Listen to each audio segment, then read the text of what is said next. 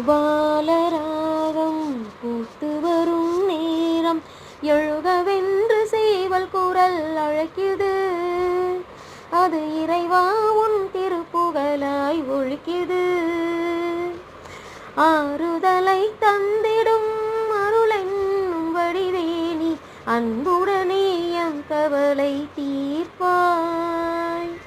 பூபாலராகம் பூத்து வரும் நேரம் எழுகவென்று சேவல் குரல் அழைக்குது.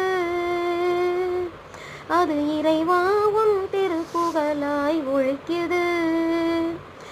அகம் தனிலே இருள் நீக்கி ஆனந்த வாழ்வு பெற, அகம் தனிலே இருள் நீக்கி ஆனந்த வாழ்வு பெற கருணை என்னும் கரம் நீட்டி காப்பாய்.